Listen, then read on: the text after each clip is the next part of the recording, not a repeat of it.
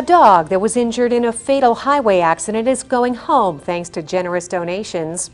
And coming up here on News 10 today, a fish kill should lead to healthier waters and a better experience for sportsmen. And coming up on News 10 Friday, Elko High School Band Camp is underway. That means dinner in the park must be right around the corner. News 10 Today begins now. From the News 10 Broadcast Center, this is News 10 Today with Lori Gilbert. Sunny skies. Maybe that haze should start clearing out in time for the weekend. Smoke in the air from area wildfires.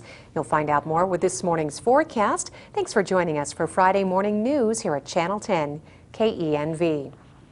Topping this report, the dog that survived a highway accident along Interstate 80 earlier this month is going home. Generous local donations provided medical care and made it possible. Shadow survived the tragedy at the Carlin off-ramp earlier this month, in which the driver of a U-Haul crashed into the rear of a semi. 55-year-old Dorinda Edwards of South Carolina was relocating to Oregon to help care for family there when she was killed. The accident also claimed the life of her other dog. The Carlin City Police Department solicited donations to care for surviving Shadow at the Elko Vet Clinic.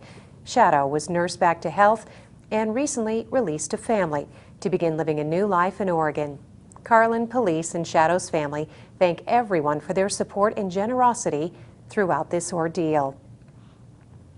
Elko High School Band Camp is underway on campus, and that can only mean the fundraising dinner in the park isn't far behind.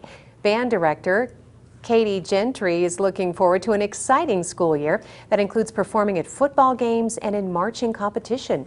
We started band camp on Monday, and so we're just in full swing of things, learning our show, learning our music. They're loving the show. We're doing a Latin themed show this year, and it is so fun. So much fun. They're loving it. We've got our dinner in the park coming up on September 3rd, and that'll be from 4:30 to 7:30. The band performs at 5 and at 6, and it's a steak dinner with all the trimmings, $15. You can buy a ticket from a member of the Band of Indians, or you can contact myself, and we can get you a ticket. And it's so much fun. The band plays. We have a great time. We have a great dessert auction as well. This is one of our biggest fundraisers of the year. It earns the kids the most money to go to the competitions, get the equipment that we need. So it's a huge fundraiser. Please come out and support. We always welcome new kids. Band camp we started, of course, this Monday, but it's next week. We go from 8 to 4 on Monday and Tuesday, and then just 1 to 4 Wednesday, Thursday, Friday. So if they're interested in being in band, have them come down to the band room. We'll get them signed up for band, and we'll get them playing whatever they play. It'll be awesome. Police in Elko say they responded to an unusual call earlier this week of a local man apparently irate over parking. A tirade led to the suspect's arrest after he allegedly created a disturbance in the North Side neighborhood. Lieutenant Ty Troughton said alcohol was likely a factor. The complaint was that the city had blocked off this person's driveway.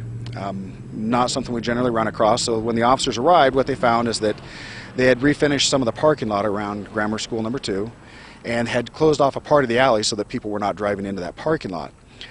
This subject, he had parked his vehicle in the alley prior to the arrival of the officers and appeared to be intoxicated and was very belligerent.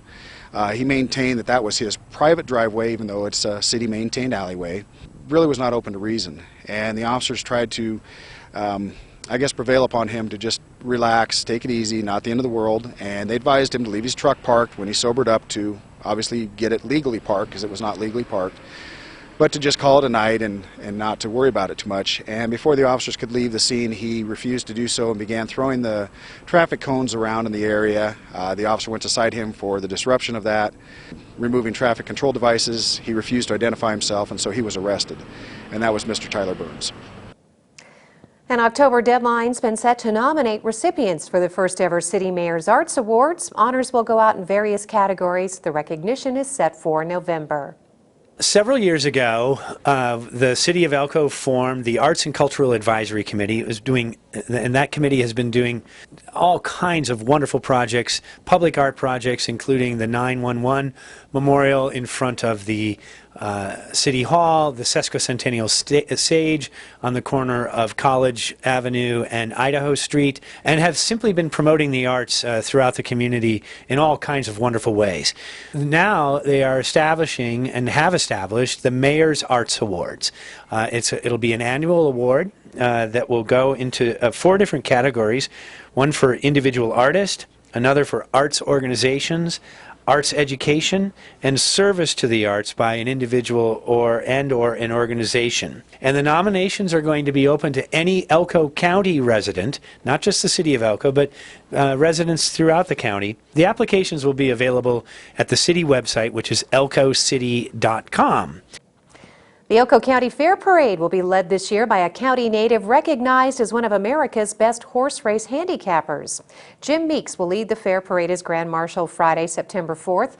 That is last year's Grand Mistress, of course. Meeks grew up in a Clover Valley ranch and has only missed the fair twice in 68 years, both times because of military service. He served on the fair board as a volunteer and is currently a steward at the races, something he describes as a lifelong dream come true.